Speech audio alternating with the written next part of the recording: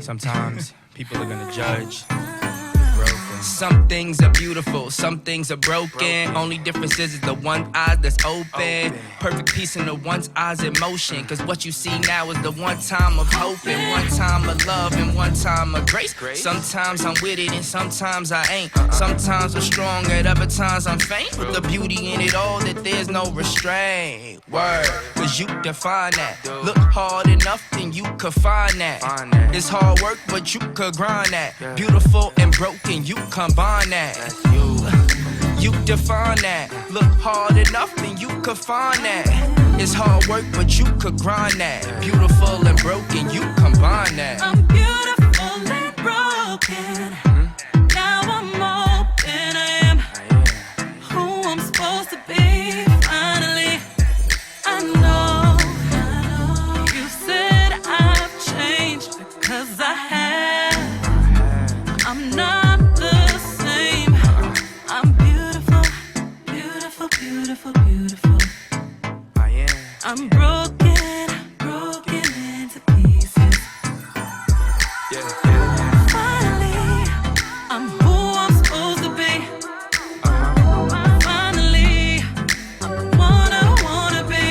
Yeah, beautiful, broken.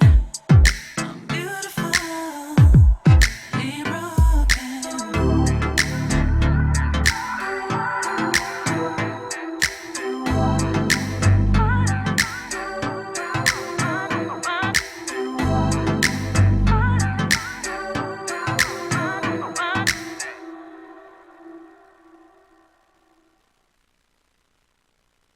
The views and opinions expressed on Beautiful Broken are those of the participants and do not necessarily reflect the official policy or position of Performer Media LLC. Any ideas, products, or services suggested or endorsed by the guests or the hosts are of their own opinion and are not intended to malign any religion, ethnic group, club, organization, company, government, or individual. We live in a world where people of all ages and body types surround us. Some of them with the most beautiful smiles. Behind most of those smiles are stories you can't even imagine. You have support all around you, even from those people that you might not even know. My name is Brittany and and we all are beautiful broken. Hello, everybody. Welcome to Tuesday night, my favorite day of the week. I am your host, Brittany Mahan, with my co-host, one and only, Doreen Silva. How are we doing tonight?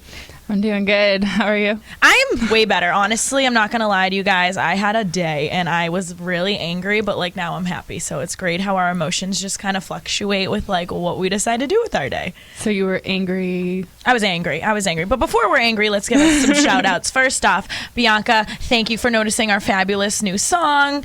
We want to thank Diamond Entertainment, who put that all together. Fippa and Chalet Monet, they are absolutely incredible. They sing it and rap it. And then we also want to give a shout out to my hair and makeup artist, Juliana Vasquez. She is amazing. Guys, check her out. If you're interested in getting your hair and makeup done, hit her up on Instagram. She will always answer. All right, guys, right back into the knit and grits. Anxiety. Blech. Blech. Well, anxiety is kind of like the story of my life. I know. You've really, I honestly used to take a lot of pride in not struggling with anxiety. I think it was a lie, but I also do think that I kind of take a lot of pride in whenever I feel like I have anxiety, I challenge myself to not feel that way. Well, that's really like my main thing. Like anytime I feel anxious about something, I do it anyways because I know it's going to make me kind of get stronger and more resilient to it. Exactly. Do you know the definition of anxiety? I know it's the fear of the unknown. Yes. So on dictionary.com, everybody, it's the desire to do something typically accompanied to unease. So that's pretty much growth. Yeah. You ask me. I mean, I think that like when you deal with anxiety and you overcome it, like, I mean, it's a daily thing for me, but I think it makes you like just really strong. 'Cause I mean, I thank my anxiety sometimes because it gets me through situations and makes me stronger. So Now, do you think, now I want to ask you guys out there watching, do you think anxiety is a warning sign? Do you think when you feel anxiety, is it something that should prevent you from taking action? Or do you think it's a lie and you should push yourself forward? Please comment. Please comment. We're here to talk to you guys. I think it's both. I think it's both, because I think your brain is just always trying to protect you. So Right. it could be something that you're, you know, like, oh, I don't want to do this. But then also it's the kind of where you have to like check yourself, like, is this a lie? Like you Right. said, is this a lie? Right. Now, where did anxiety start from you? Like, and does anxiety affect you in relationships today? Okay, for me, I think where it started is, I think it started for me like as a kid. I think I was just always an anxious kid, but I had anxiety. I mean, I had asthma. Okay. So I didn't think I really had asthma. I think that asthma became like something from anxiety. Okay. So you had anxiety as a kid, which then like manifested into your body as asthma. And it was like an exercise-induced asthma. Okay. Where like it only happened when I would be running. And I think where it was like kind of, you think about it, running, you're doing all these like races in school. So I get to beat everybody. At the competition. And then the pressure. The pressure. And then the pressure. Oh, So man. That's where I think it came from, or I had it before that, but I think that's where it showed the most. Honestly, I'm going to be honest. I hadn't had anxiety for a really long time until I started getting into adulthood, I guess, because there's so many unknowns, right? Mm-hmm. You don't know what your job's going to look like, especially during COVID time. Did you watch the presidential debate? I'm shook. I think I get enough shook. from it from my Facebook feed that I avoid watching it at all. They literally were the most. It was like the vice presidential debate was better because women were putting them in check. There was one moment where the woman looks at. I'm gonna butcher their names. This is terrible, and she's like, "I'm speaking," and then he kind of was like, "Okay," but with the other two, they weren't doing that at all. So it was just. And I think that my point of even mentioning that is I think that fuels anxiety, especially in America. Oh yeah, I think everybody's got a little bit of anxiety, and especially like you said, right now during these times, 2020 has been. It's like anxiety driven. Like it's like how much can y'all freak out and then try to stay calm? And even like, I know we're talking about anxiety, but depression is at like an all-time high right now. Right. Which so I have a story for you. About anxiety. Okay, so I have an interesting friend who likes to pop in and out of my life. Yes. Let's call it. I know who the friend is, but Let's just call it SL. And this individual, ladies, gentlemen, if you are out there and you love to love, but yet someone loves to manipulate and abuse your love, I'm talking to you. Now, my whole point of bringing this story is they popped back. Okay, they were at a bar. I happened to run into them. And then it was just like they were blackout drunk, acted a fool. And my whole point of this is the entire time I was laying next to them, I had terrible, terrible anxiety. Now, would someone say that's me? Should I have protected myself and been like, okay, we're going through this again? Or like, is anxiety in relationships something that you should listen to or run away from? Well, I think you can always learn from it too. So you don't have, it's up to you. I think that's your choice that you have to make in the moment. Is this something I want to run from, or is this something I can learn from? At least for me, because I think we can also kind of have, like I call them trauma bonds to other past relationships or any past experiences, and you kind of hold on to them with the current person, and you can kind of make the person that you're with now feel or like they're to blame. Got it. So basically what we do is we hold on to what we're familiar with. Yes. So if it's like a type of pain, or if someone's like, yeah, if it's a type of pain, pretty much. Any kind, whether it's a pain, whether it's a sadness, whether some familiar feeling that somebody's making you feel, you kind of have to ask yourself, like, why am I feeling this way? Who made me feel this way? Or is this something that they're making me feel, or is this something that I feel inside that is So feeling much self-reflection. It's like insane. Like you just constant, like you think you've figured out who you are. You think you've gotten into your problems. You think you start healing, and then it's like, oh, just kidding. Here's an iceberg. Like go below the surface. Man. How many times I've thought I've healed, and then there's something new. You used to say that to me because like I definitely would sit in Doreen's kitchen and be like, I'm just healed. Like I'm just so, and then Doreen's like, it never ends, girl. and then all of a sudden I'm sitting there and I'm like, like anxiety for me, the feeling, and if you're out there and you can relate, like it's like this chest heavy, I'm like pantering, I start sweating, and then it's like I can't grasp anything, like nothing's making me feel better. That's how I feel when I go through anxiety. What do you do to pull yourself out of that emotional state? Breath work for me is like a savior for me. I have a few different breathing techniques that I do, but every single time I just have to stop, focus on my breathing, and it like saves me every time, because once you're focusing on your breath, you kind of can't think all those thoughts that you're thinking of. And I also tell myself that not all my thoughts are real. You don't have to believe every thought you think. Right. Isn't that the hard separated? Everyone, we are giving away a call today. If you call this number at when I say call in, and when you do call in at 781-347-2210, you have a chance to win a 30-minute virtual magic show, or a 50% off a DJ event if you're looking for a DJ at any event. This is our main man, Jammin' Wizard, Magic Mike. He is absolutely incredible. He's one of our family members here at Beautiful Broken. All right, everybody, we are going to go to a commercial break, and when we come back, we will bring in our anxiety expert, neuroscientist, James Hamet. He will tell you all about what happens to your body when you're going through anxiety and how to handle it probably a little bit better than me and Doreen just tried. We'll see you soon.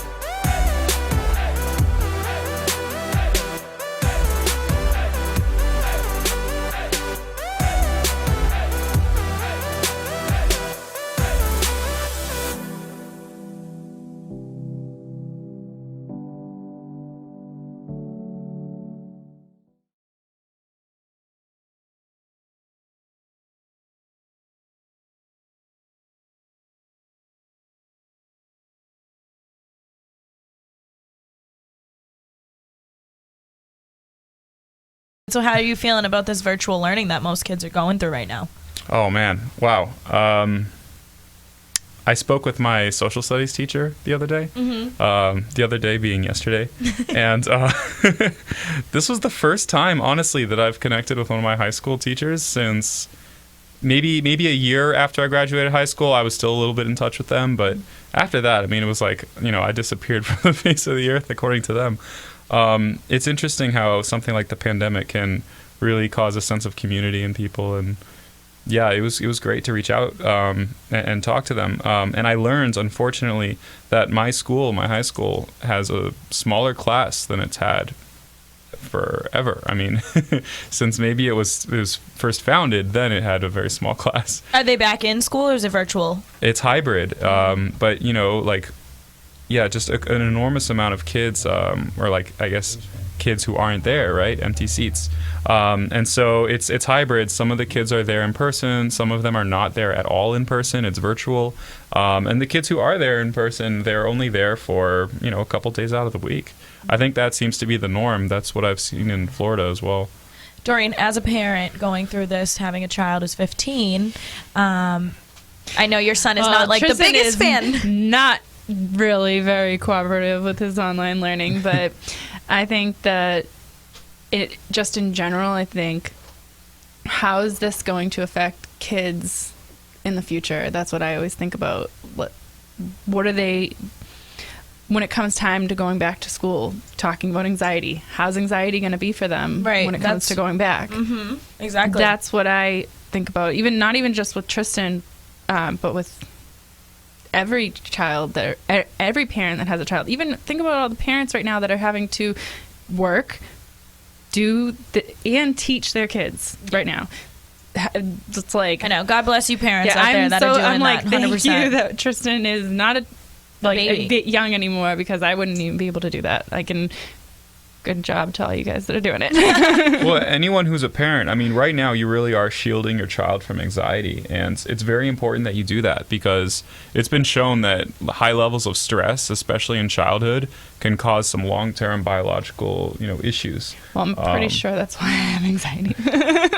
Yeah. Doreen's like, I was that child, so product. Well, yeah, our whole family was very high stress, I think, so. I don't know where I came from, because our whole family definitely does, yet I'm here breaking into TD Garden and stuff. I don't understand where I have high anxiety now when I trust people with love and then they hurt me in that aspect of things. That's where my anxiety comes from. So for the first time, I actually did get my heart broken, and for real. Not like this, where I thought. No, it was the hardest heartbreak I went through. And now I have anxiety, social anxiety, when I go to talk to another guy. Because you're the fear of I don't want to feel feeling. that again. And I thought that was my person. I thought that was going to be my forever, and I was wrong. How do you pick yourself back up from that kind of anxiety, from social anxiety? I kind of think it goes back to what you were saying about the predicting. So you had all these predictions of what you had planned, and then for those all to not have happened, I think is maybe where the anxiety might be coming from. So what am I supposed to do? Just drop my predictions or drop my expectations? Well, so that's actually a really tricky question. I think that it's important actually to drop some of your predictions. And, I'm not speaking to you like this as a psychologist, because I'm not. I don't have any license. But what I've noticed, and this is by speaking to psychologists and speaking to therapists and speaking to people who have been through therapy and CBT, DBT. Unfortunately, if you have anxiety and your brain is spiraling in these different directions, your brain is now trying to predict on such a high level of uncertainty. Sorry, I'm still passionate. That you're telling yourself so many possible realities that you can't even focus on the one that's in front of you. And so the main problem of anxiety is not only is it going to cause, changes in your immune system, changes in how you eat food. I mean, it affects really everything, your blood pressure. But it's also going to change how you perceive reality. It's going to change your ability to engage with that reality. I mean, you were just talking about it, how, hey, now I have anxiety when I talk to a strange guy at the bar. You just want to talk and be friends, but you have this apprehension. It's not just going to affect you in that way of now I am afraid of talking to this person, because you're actually also going to lose the ability to see the situation that you're in. So you might not be able to see the positive notes. You might not be able to see that, you're here with your friends. This person maybe has smiled at you or smiled at someone who's a friend of yours. You start to lose touch with the other paths that reality can take for you to meet this person. It doesn't have to be you go up to them and then they either break your heart or they don't, right? Wow, that was good. That makes me think of one of the other things I do for my anxiety is mindfulness. Just present moment now. I always tell myself be here now. And grounding is huge for me.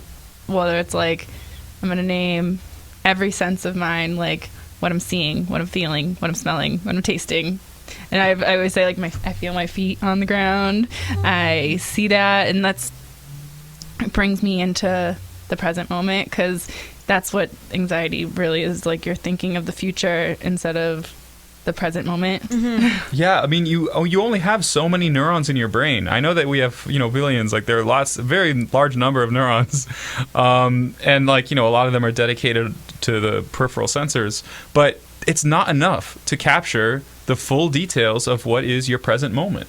There is so much going on that even if you did focus on the smells and the tastes, just one sense has enough details in it to overload your system. I mean, Wow. so whenever you devote energy to anxiety, you're actually taking that energy away from your ability to perceive and be present. So it's not just like, be present, be mindful, like, enjoy sitting in a circle of peace or something like that. It's actually very biologically real. Right. Like, you will see less if you have anxiety. You will physically see less in your environment. I've heard of that. What was that study that we talked about with your you said there was a woman who was looking at a tree, and then the more she got anxiety, the less she saw the tree? Yeah, so I don't want to talk too much in detail about that one, because that one could be an interesting research study for the spring of next year. But definitely what's been reported and published is that, okay, you actually observe more when you're in high levels of stress, to contradict myself a little bit.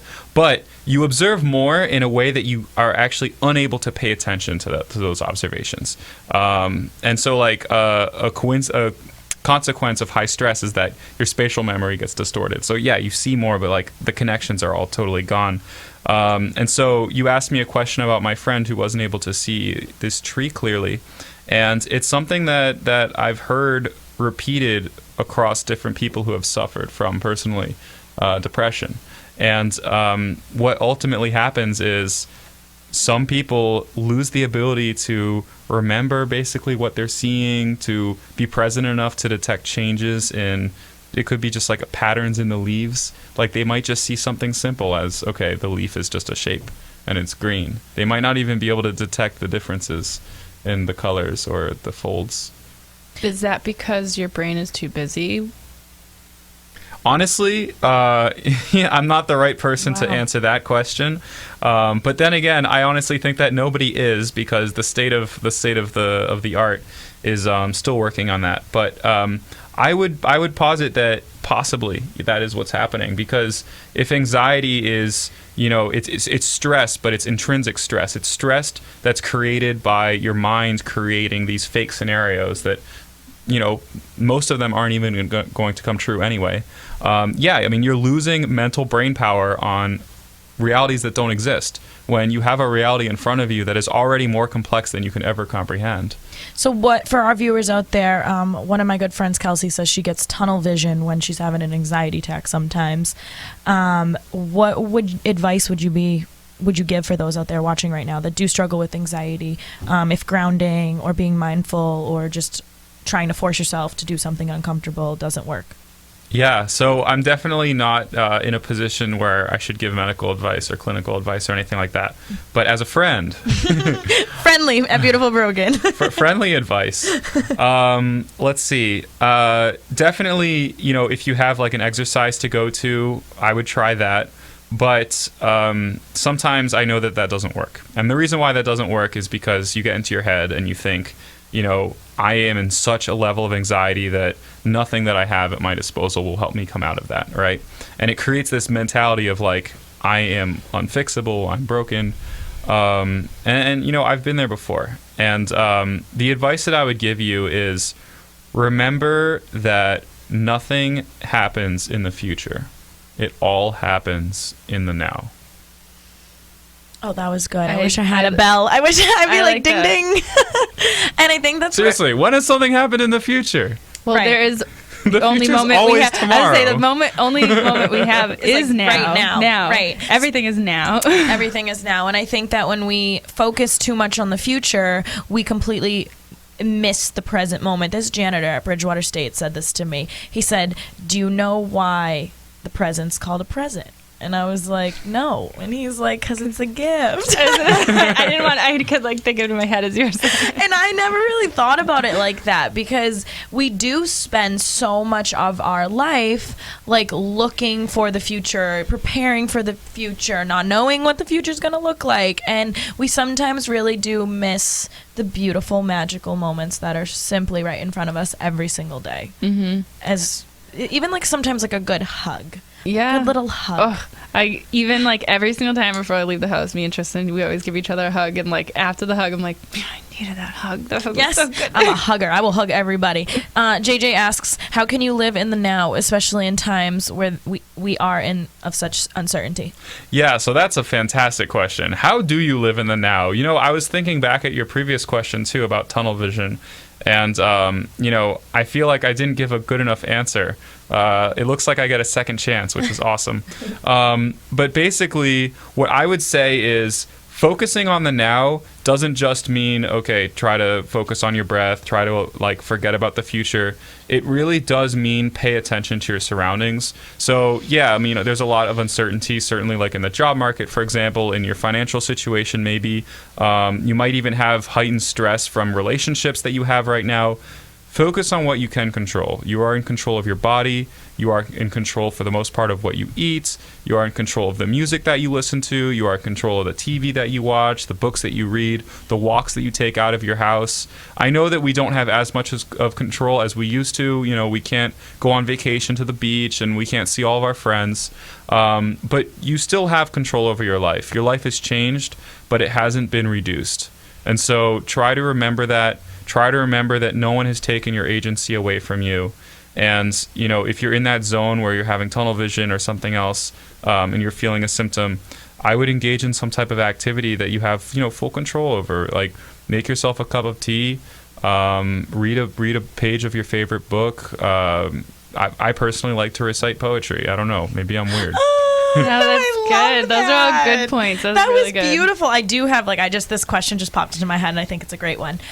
I just lost it. I'm pissed. Okay, guys, call in. Call in now if you want a chance. 781-347-2210. Call in for a chance to win a free 30-minute virtual magic show or to get 50% off a DJ event. Guys, he is fabulous. I'm telling you right now. I would choose the 30-minute virtual magic show. I'm being honest. So just call in and the first caller wins. So, no, back to it. When you're in that, I love everything you just said, and when you're in that moment of, you know, uncertainty and you're terrified and you're trying to read your favorite book and all that stuff, where does it, I guess my question is, like, where does I'm butchering. I wish I could help you. I know, I'm having anxiety right now. So for me, back to like even what you were saying, I think about like the tea. So like when I make tea, like there'll be times that I'm making tea, but I'm also doing something in the kitchen. I'm doing all these other things, and I'm like, listen, this is about the cup of tea, you know, like, only the tea here. This is only about the tea. But I'm like, usually I gotta go clean whatever dishes in the sink. Gotta do this. Gotta do that. And I'm like, no, I'm gonna make this about the present moment of the tea, and I'm gonna enjoy the tea and not think about all the other things that I have to do. But that's the brain, like always thinking of like all the other things that have to be done, like you said, stress. Yeah. But if you're just focused on one thing, then I think that's where. I mean, it's hard, and I think that. I got excited.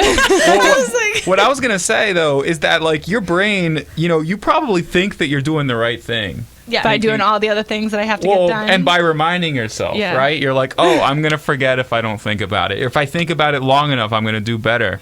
Really? So chill out, Doreen. the reason why I'm saying that is because like I had to say that to myself. And it was such a wake-up call. It was very refreshing. And if you haven't done that for yourself, I recommend it. Like, ask yourself, does it really matter that you're reminding yourself of all the other things that are going on in the kitchen? Because can't you just like go from one thing to the next? Aren't you naturally going to flow like away from your teapot eventually? Like you're not just going to make cup after cup after cup of tea. Like your life goes on, you know? But it's like, so but like there's trust like your body. I don't want to say like. When have you voices. failed like to make your voices. stuff after tea? No, so it's usually where in between while I'm doing the tea, I think I have to do everything else since I'm in the kitchen. So I'm not focused on only the tea. I'm like, This is a high anxiety living person right It'll here. be like cleaning the dish, Yeah. putting something away, whatever, and not just the tea. And then I'm like, that can get done afterwards. I don't need to be doing it right this second. Well, let me ask you a question. So usually people with anxiety, you know, they're characterized as having too much, right? They're too stressed out. Are you somebody who typically forgets to wash their dishes? No, I have to do it right at that moment. Okay. He was like not ready for those. After I use my dish, I clean it. Exactly. So then my question to you is, so why do you doubt yourself so much? Like, you know that you're going to clean the dish. You know that you have a good habit of cleaning it. It's funny that you said that, though, because even in the float, when I was in the float tank thing, therapy, Yep. one of the things that kept coming to my head was like, stop doubting yourself. Question: Is anxiety a form of self-doubt? Well, Here we go. We I think just it's a good solved. question. We just solved anxiety. Everybody out there watching, it's don't doubt yourself. well, it's tricky, right? Because it can't just be self-doubt. It is also based on your environment. Like an extrinsic stressor could cause you to have some level of anxiety that you don't have control over. But definitely, you have to trust yourself more. We've never been in this situation before. I agree with you, and I'm here with you. The pandemic has never happened before. But you are still alive. You've still made it this far. You have had great experiences in your life, even if you've had bad experiences too. What I'll share with you from my vast studies, not vast, but in the neuroscience domain, is that your subconscious mind is so much stronger than your conscious mind. Mm-hmm. So try to trust it more. Really, give yourself a little bit of breathing space. I mean, how often have you actually let yourself down? And I mean actually, because if you count your many victories, you'll see that it's actually pretty uncommon. You might be disappointed about yourself for one thing, and maybe that disappointment lasts forever, but it's still one thing. More often than not, you're making it and you're doing a great job. So try to remind yourself of that. That's good. I like that. I felt that in my soul. Because I think comes down to. I mean, how many times have you died? I think it also comes to like limiting beliefs. It's like you're saying, Yes. like you're saying, how many times has this happened? I think it's the belief of thinking that the failure is like bigger than anything else. I just think people are so scared of their own self-worth and feeling like they have proof that they're not worthy or they're not good enough. So that's why people are so scared to fail, because in stupid society they like to teach us that failing is bad. So when you do fail, you then have evidence of like, oh, I'm not good enough, see, I failed. And that's just a straight up limiting belief. That's such a lie. Yeah, I think I tell myself that I said that already, that like not all our thoughts are. Yeah, you don't can't have to believe all our every thoughts. thought you think. Right. Like some of them are just lies. Like I say this to myself sometimes. Like I literally talk to myself a lot. They say most intelligent people do talk to themselves. I'm just saying. I'm like, sort of, you're a liar. Stop that. That's a lie. I don't want to believe that one. Thank you, but no. I have this quote. I got it from Taylor Swift. Shout out to you on her documentary. We don't do that anymore. So like, I'll be thinking of something that gives me anxiety. I'm like, you don't do that anymore. We don't do that anymore. Like, we don't think that anymore. We don't act like that anymore. We are moving on to bigger and better things here. Why don't you start telling us about your LIT program? Yeah, sure. So, as part of I guess my transformation with pandemic, I took a step back and thought about what really mattered to me, and what I realized was I care a lot about helping people. And the pandemic has done a lot to hurt people. And so I've asked myself, who are the people who have suffered the most, who I can relate with the most, and who I can potentially help the most? And I thought back on my years as a student, actually, in middle school, high school. I mean, those are usually the times of your life where you have very, very high anxiety and high stress, and you feel like your parents are wrong about everything, so you purposefully make bad decisions just to see if you'll get through. And so I realized, wow, if I was a high schooler right now, I would be in a lot of extra stress that I personally have never experienced. Not knowing what it's like to graduate, not knowing what it's like to go to prom. I mean, honestly, like, my personal experience, they were kind of letdowns. Yep. Right the back movies, at ya. the movies made them look so much great. So good. You wait your whole life for prom tonight. But so yeah, I mean, like it's sad that these kids are going to miss on that experience. That reality check is what I would call it. But really, so what I want to do is, I know that kids are having a particularly hard time engaging with their studies, engaging with their schoolwork. So I started a charity, and it's called Lit Conversations. Lit stands for Leadership, Inclusion, and Transformation. And we allow all schools to participate in our program. And Mike, basically, can we pull up the website? Okay. Sorry, I just want, as you're talking, I just want people to see it. Thank you. Yeah, and so how it works basically is we bring a professional speaker to your school. Thank you, Mike. This is fine. We bring somebody to your school, a young professional, someone who is either like currently in college, right after college, or maybe they're a couple years into their professional life, and we bring them to a classroom setting where they can engage with the students on an interview basis. So it's not, hey, here's someone who's going to talk to you for an hour. It's, here is a young adult who's willing to give you their time, and you can ask them any questions you want. And we guide the students through the asking of the questions.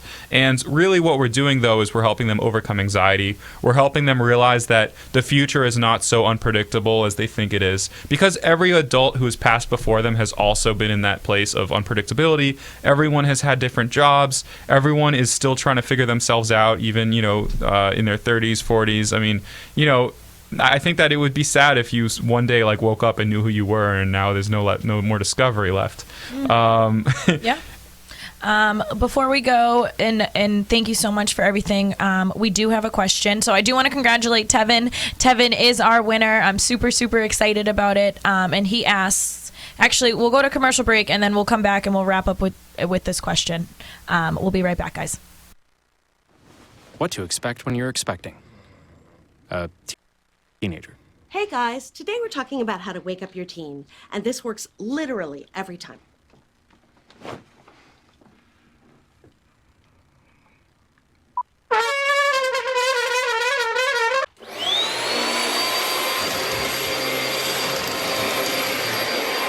Give kisses. Give kisses. Look. Give kisses. Give kisses.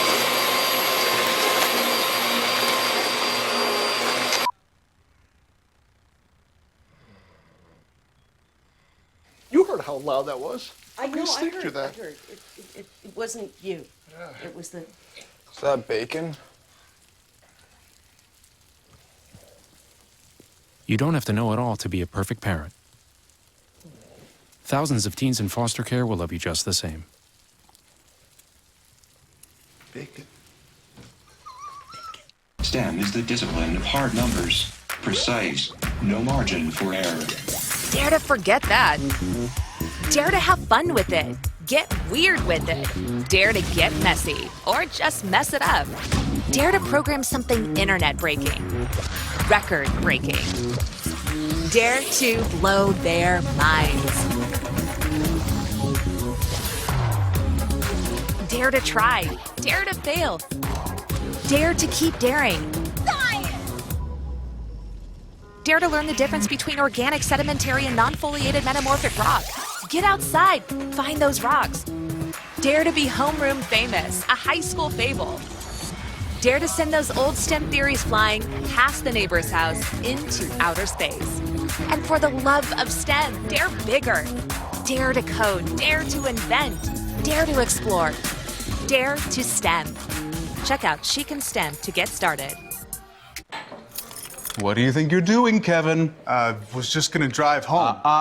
There are several warning signs present that you shouldn't be driving. Like hearing voices? Like your text-to-emoji ratio? Oh man, the selfies. Selfie, nailed it. We all have warning signs that let us know that we're probably not okay to drive. Mine is pretending to be your subconscious. Craig, come on man, let's put a ride home. All right, everybody, welcome back. So we're just wrapping up here with James Hamet on anxiety. He's given you guys plenty of advice on how to handle your anxiety, and we just want to talk about the DJ giveaway. Tevin, you have won, our main man. We love you. You can just write in the comments below if you want the free 30-minute virtual magic show, or which I'm thinking that's the one you're going to pick since you're in North Carolina, and I don't know if you're going to fly Magic Mike out there to perform for you on a DJ event. But Tevin did ask you, if you are in a life situation that is sprung on you, how do you keep your cool and move past anxiety to do what is needed to be done? Wow. I mean, I'm no genie. So your life is always changing. And you will be put into situations that feel out of control and that feel brand new, and maybe they are out of control and they are brand new. The only way that you can keep your cool, in my opinion, is to remind yourself of that journey that you've had as a human so far, and remind yourself of all the good times and all the hard times and how you've made it through before. And I know that sounds cheesy, but if you're in a hard time now, you have to trust that you'll make it through again. All of those times before, that was just practice to get to where you are today. That was so good. I took some out of that. This is your test. It really is. It really is. This is like, we're gonna be so good though. Like my great grandkids, I'm like, what you want to know from Granny? Like, Granny made it through a pandemic, kids. I was actually just hearing about that, like on one of my podcasts. They were talking about like somebody was saying like what their grandchildren is like. I'm gonna have the best stories for my grandchildren. Yeah, we used to have to walk to work with masks on. Oh my God! Don't uphill get the old both people. ways. What did you? I know you wanted to wrap up as we're getting to an end here. Yeah, so I just wanted to quickly say that if you're a school and you think that your kids could use some help engaging with their learning, I think that connecting them with their potential career is a really great way to do that. So please reach out to me, my website, litconversations.org. We have a contact us over there. Happy to work with your school. Another thing is that I'm currently working on a stealth mode concept for mental health. It's called X Mantra. And if you are a mindset coach, you're the person that I'm trying to interview so that I can learn more about how to build my product. So you can visit my other website, xmantra.com. And yeah, looking forward to the next time we hang out. Definitely. James, thank you so much for being here Thank today. you. All right, everyone. So as we wrap up the show, Doreen, what was the most thing you learned? I just a lot. I don't even know. For me, this is like a big topic of my everyday. Like I daily deal with anxiety, so it's a lot to take in right now. But I'm very grateful. That's how I felt last week with the relationship coach. It was like breakthrough. Especially just what he said about just you've made it through everything so far. So like stop kind of thinking. That's how I look. You know what? I'm more impressed, and I wonder if you can relate with me. Are you not more impressed with the girl who made it through the past trauma that you've went through? Oh yeah. I'm like, who was that little girl? She was a bad. So I have so much. Even like I could talk about it sometimes, and I know when I always say when you cry about it, it still hurts. Like if you cry rip that about wound it, off, and you're like, I put salt in it. Come on, ow. That Band-Aid just kind of fell off, but I sometimes talking about it can help, and sometimes it doesn't. But even right now, this whole talk, it did help. So I'm thankful that. Yeah, I'm just grateful that anxiety is something that everybody has, it doesn't matter what you look like, whether you're good looking, whether you're skinny, you're big, you're, whatever you think, or whatever you look like, it does not matter. You definitely struggle with anxiety, and I'm excited that Beautiful Broken is a platform that is going to bring mental health like this to the surface, because if someone can look at you and be like, hey, listen, I'm not being rude, I'm not trying to judge you, I have anxiety right now, I need a minute, I think people will have more empathy instead of how many people see someone who doesn't say hi to them or doesn't look at them They and then take it personal. They take it personally. They're like, that jerk, he didn't talk to me, da da da da da. And all the time, I'm sure people have definitely thought that. I've had people think that I was like stuck up, and I'm like, I'm just in my head. You're like, I'm stressed out right now. I'm just in my head right now thinking all these other things. I am totally not stuck up, but let me get to talking, and I'm not. Are you a jittery, anxious person? Because there was one dude I met who was like, when I was a kid, I was. I mean, if my mom's watching this, she's probably thinking this. Stop fidgeting! Stop fidgeting! Stop fidgeting! I was a very fidgety kid. I could not sit still. I could not stop touching every single thing next to me. But I don't think I'm that bad anymore. If you were someone out there who has severe anxiety, Doreen actually is definitely someone who does struggle with severe anxiety. So definitely feel free to reach out to her. Yeah, I'm always. I can give as much advice about it as I can about how I deal with it daily. We just want you to know that you're not alone, and we also want you to know that you can overcome it. It's not something that you have to live with forever. I want you to challenge yourself. This is your homework out there if you're watching this. I want you to challenge yourself. If you have an area in your life where you have an anxiety and you've been holding back taking action because of your anxiety, I want you to take the action. Now, obviously do it in ways where like you're protecting yourself. Don't hurt anybody. I'm not saying anything like that. I'm just saying, maybe you want to apply for a job, but you were always scared to apply for that job. Apply for that job. Do little things like that, because what happens is when you start taking action on things that you have an anxiety attack for or anxiety for, you then conquer it. And when you conquer it, you then realize that it was never that scary to begin with, and you build confidence. I think the antidote to anxiety is confidence. Yeah. I think, like you said, if you get through that thing that you thought was so tough, then you get the confidence to do it again. Even recently, I was telling myself I couldn't go on the train just because it was giving me anxiety to think about going on the train. So I just kept going on the train, like to push myself in that situation to do it anyways. And then after I was like, oh, I went on the train. But I think the more you do it, you kind of, I'm not the brain person here, so I don't know about it, but you create new pathways. Yeah, definitely. You definitely do create new pathways, and you get stronger, and that's what's growth's all about. You tear yourself down to build yourself back up. Yes. Everyone, thank you so much for joining us this week. Go on our website. It just came out, www.beautifulbroken.tv. You can learn all about us. We have jewelry. Definitely hit us with a follow on Facebook, on our YouTube, subscribe, like us on every single social media platform, because we love being a part of you. And we're going to have next week, I'm super excited, Doreen, it's our dating show. We have a guy named Adam Correa coming on. Ladies, he is up to go on a first date with. So we're taking applications starting tomorrow. We will see you next Tuesday on Beautiful Broken Love Match.